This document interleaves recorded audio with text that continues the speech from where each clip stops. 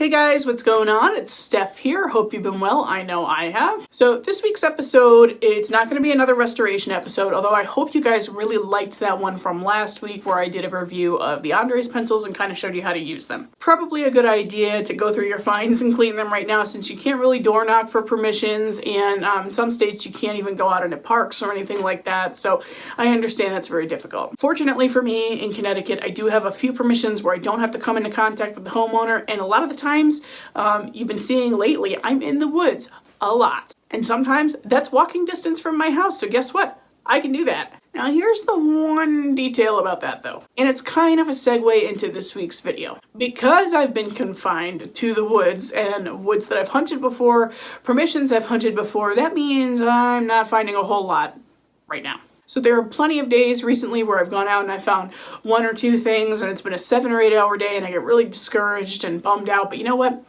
That's how it rolls in this hobby. You don't knock it out of the park every time. But then there are those special hunts where you find just a couple of good things and it makes up for the day. It's not discouraging, it's encouraging. So what I'm about to show you is a lot of unseen footage from my 2019 filming. Everything except for one clip was filmed in 2019. And in fact, the first clip I'm going to show you was, I think, the first thing I ever filmed when I decided I was going to start a YouTube channel. Bear in mind, some of the footage is a little bit rough in comparison to my newer stuff. I've been getting used to it. I've been filming for about a year now. But there were so many hunts that I went on, so many, where I found a couple of really awesome things, but it never made it to film because I didn't have enough footage that day. So I've been stockpiling a lot of good footage to share with you that I have not showed you before. Really excited to hop into that. And this first clip goes out to somebody who's been nagging me to make this video so that what they find ends up on my channel. She's been waiting a year. Congrats on this one, Nicola. We're gonna hop in right now. Okay, Nicola's got a really good signal here. She said it's about a 25 on the Equinox.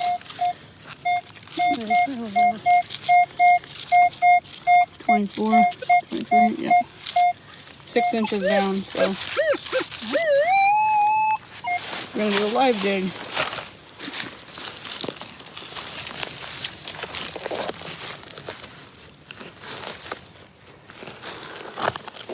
Under a rock. Yeah, I might want to get your shovel here. Somebody forgot their shovel today, so they're using mine. This terrain is really rocky. It's been tough to get signals out of here.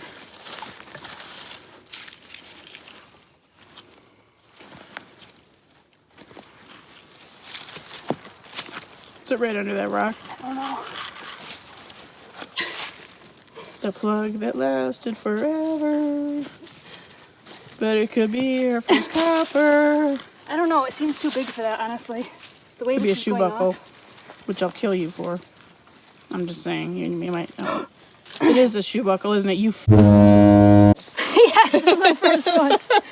I'm gonna have to edit that out too. Oh my god, it's complete. It's complete? Yeah, buddy! Oh my god! The complete frame has been on my bucket list for 2 years. Wow. Don't try. I wouldn't try to do that right now. I would honestly let that dry out. Oh. I just called it before you pulled it up too. I said that could be a shoe buckle. Okay, I gotta get mine. Congrats. Very good job. But this is where it's safe. Okay, so I got a really jumpy high tone on the Equinox. And this hole is very deep. It is our infamous ox knob. That's an obligatory dig, right? This one is nice and rounded on the edges. So that's typical of more of a 1700s knob versus 1800s. So that's a nice old early relic, and it goes along with the fact that this is the earliest farmland in the town. So I will take that on to the next one. I'm out here next to this cart path. You can't really see it there, but I decided to try a tactic today that's worked for me in the past, which is to work about 10 feet into the woods from the cart path. And it paid off. Boom! You know what? I don't think I've... Let me see. That looks like it's going to be a KG2. All right. And it looks to be in pretty decent shape. It's a really thick one, bringing up about a 22. And boy, that's the signal I've been waiting for all day. It's been very slow out here, but I still come out to this area every so often, hoping to squeak out a few more. So that is fantastic. I'm thrilled. All right, I'll see you later. I'm pretty close to an old home site. It's right through that thicket over there. There's no way you can really, hunt on the lip of the cellar hole. But anyway, I was just playing around in here, and I got a 9 signal, which turned out to be this itty-bitty thing. You know what that is? It is half of a cufflink. It's still got gold gilt on the back. Oh my god, it's been forever since I've dug a cufflink. So, I think I dug 2 right when I first started detecting a couple of years ago, and I haven't dug any since. This is definitely Colonial, at least from what I can tell. I'm going to brush this off. I'll get right back to you. Hopefully there's something on the front. I'll be right back. Okay, here is the cufflink, as much as I'm willing to clean it, because there's quite a bit of gold gilt left on this. And, considering it's probably 250 years old, that's pretty remarkable. I do think that there is something on the front, but I'm not going to get that out here in the field. And if it's a, federal eagle or something crazy like that, I really don't want to play with it too roughly. So, you know the deal. You should be seeing a cleaned up photo of this on the screen right now. And hopefully I have the answer as to what is on here. It's incredible. I thought I heard another signal in the hole with my pinpointer, so hopefully we've actually got the other half of this. If not, we'll keep moving on, but if I do, I'll let you know.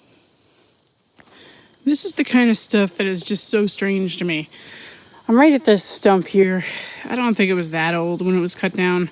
Probably about a couple of feet wide, maybe. No telling what kind of tree that is. Anyway, completely different spot than where I was before. Way, way, way far away from that home site. There's a little rock wall off here. You can't really see it because there's a precipice, and then after that, you can see the rock wall. But anyway, stranger than fiction. I come up, I get another signal that's the same as my last cufflink, which was a 9. And what does that look like? God. It could be something else, but I don't know. I just wanted to show you this really quick. I'm going to, brush it off screen, come right back. But if that's another cufflink, that's insane. This one's a little bit bigger than the last one. Wow. Okay, hold on a sec. Yep, no doubt about it. That's another cufflink. You can see where the shank broke off here. And some silver plating around the edge here.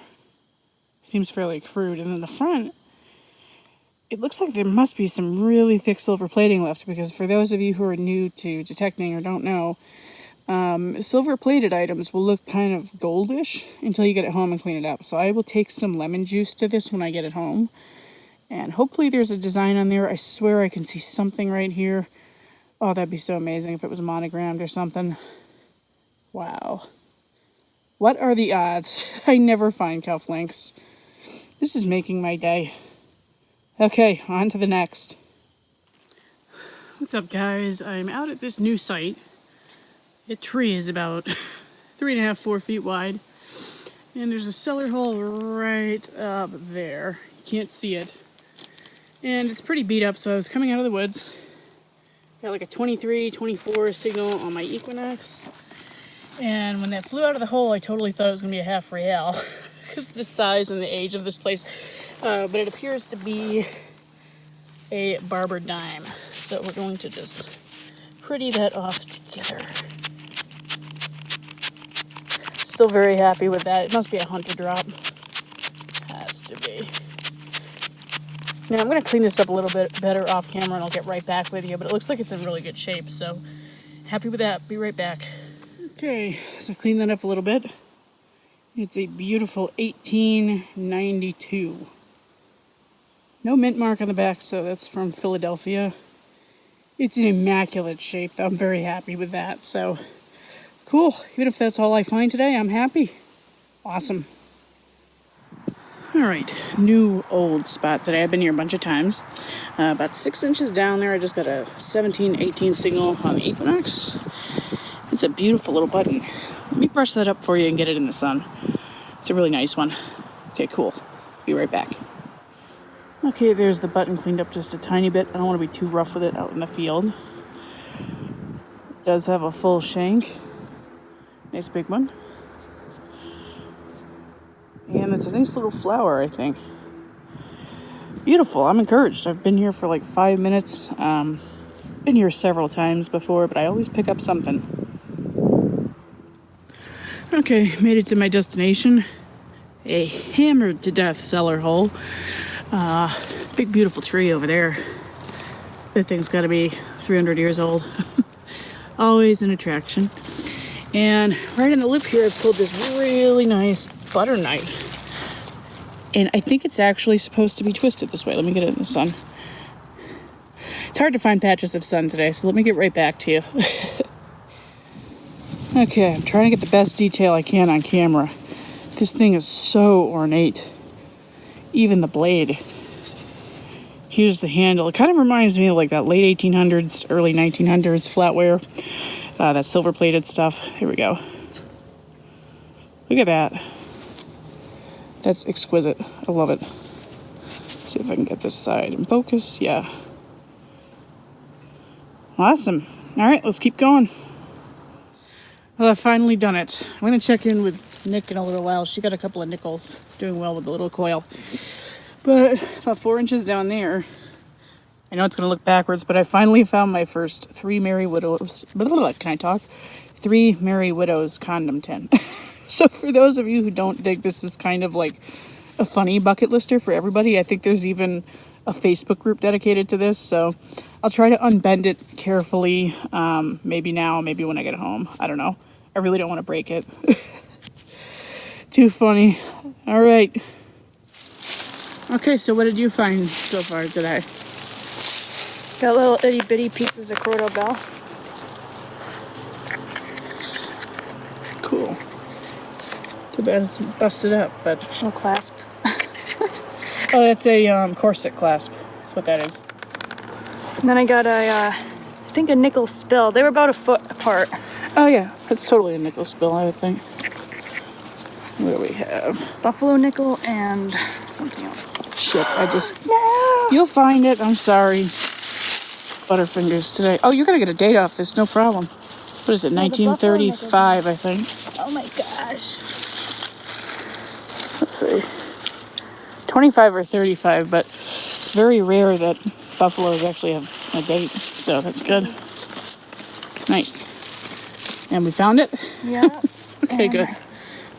Yeah, I'm not sure what this is. Here, take this back before I... Yeah. All right. Ew, there's dirt under my thumbnail. Just because of the rim, I'm going to call this a V-nickel. It's going to be tough to see, but it'll actually probably clean up pretty nicely because it looks like it's really protected by that caked on dirt. So Yeah, this will probably actually be one of my best buffalo nickels. definitely, because they usually don't have a date. And that's very readable. I just can't really see it through the viewfinder, so good job. Okay. Well, I'm working the yard now right near this big tree. I got a little sleigh bell or a crottle bell. And this is going to jingle because it's not broken at all. So the dingler is still in there. And let me clean that up and see if it will make some noise.